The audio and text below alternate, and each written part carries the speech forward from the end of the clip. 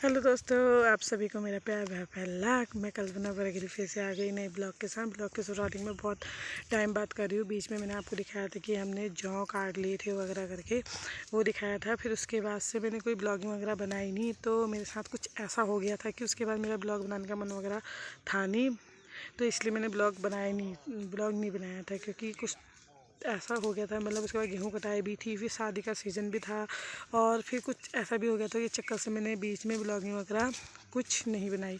तो आज ब्लॉग की मैं शुरुआत सुबह 9 बजे से कर रही हूँ। तो नाश्ता वगैरह सब मैंने कर लिया है। करने के बाद मैं आई हूँ बैलों को लेके खेत में। ये देखो, बैल हो गए, ये भैंस हो गए, सब हमने खोला है खेत में, क्योंकि गेहूं वगैरह सब काट दिए, खेत खाली हो गए। और बारिश ने तो इतना परेशान करा है, कभी बारिश, हम कभी गेहूं को उठा रहे हैं, कभी फेंक रहे, कभी उठा रहे, कभी फेंक रहे हैं। यही हो रहा है, अंदर भारी करने में लगे हैं। तो मम्मी गेहूँ को फैला रही है घर में, और मैं गाय बच्चों को लेके आई हूँ खेत में। इनको खुला छोड़ा है, मतलब चर रहे, मतलब घास बहुत हो रहा था ना, इसलिए। तो मैं आपको आज का यहाँ का व्यू दिखाती हूँ दोस्तों। ये देखो, धुंधला धुंधला बिल्कुल मौसम हुआ है, धूप आई नहीं है, हल्की हल्की धूप आ रही, फिर उस टाइम में मौसम बन जा रहा है। ये देखो दोस्तों, आज का पहाड़ों का व्यू। ये देखो, बिल्कुल पहाड़ों का व्यू। इतना खतरनाक हो रहा व्यू, मौसम क्या करे, कैसे धान को करे। देखो, मम्मी और पापा वहाँ पर सामने धान को, मतलब गेहूं को, धान जो कह रही हूँ मैं, गेहूं को वो कर रहे हैं, फैलाने में लगे हैं। कभी इसको हम उठाते हैं, कभी बैठाते हैं। बस ये है, मैंने भैंस को ली है। ये है हमारी चंदा चकोरी। ये है बैल, एक बैल ये है, एक बैल है मेरी पीछे कर रही है। आजकल मैंने जौ काटते हुए तो आप लोगों को दिखाया था, बट मैंने गेहूँ काटते वगैरह दिखाया नहीं, क्योंकि पता ही है बीच में नानी की तबीयत बहुत ख़राब हो गई थी। इस चक्कर से मैंने कुछ दिखाया नहीं, ऐसे ही मूड ऑफ था।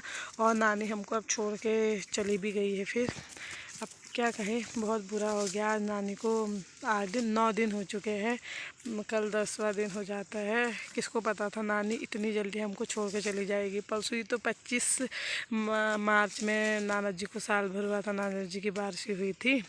और अचानक पता नहीं नानी को क्या हुआ, कुछ नहीं पता हम लोगों को। उसके बाद बीच में नानी 1 हफ्ता बीमार रही, उसके बाद अचानक हमको छोड़ के चली गई। तो इस चक्कर से मूड बहुत वो हो चुका है। अब कुछ भी कहो, नाना नानी कहाँ मिलेंगे अब हमको दोबारा, कहाँ मिल सकते हैं।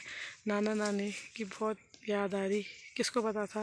चलो नाना जी चले भी गए थे, चलो नाना जी तो चले भी गए तो उतना उनसे, क्योंकि बेचारे 5 साल 6 साल से बीमार थे ना, इस चक्कर से उनका उतना नहीं है। नानी तो बेचारी एकदम हमको छोड़ के चली गई, कहाँ हॉस्पिटल में एडमिट थी, 1 हफ्ता भी नहीं रही। उसके बाद अचानक ये आया कि नानी चली गई। इस चक्कर से मैंने ब्लॉगिंग वगैरह भी कुछ नहीं करी बीच में, और आप लोगों को गेहूँ काटना भी नहीं दिखाया, क्योंकि पहले मैं गई थी वहाँ नानी को देखने। फिर उसके बाद उस दिन में मेरे को नानी मिली नहीं, क्योंकि वो आईसीयू में रखी थी वेंटिलेटर में, तो वहाँ मिलने का टाइम ख़त्म हो गया था। फिर मैं घर आ गई थी।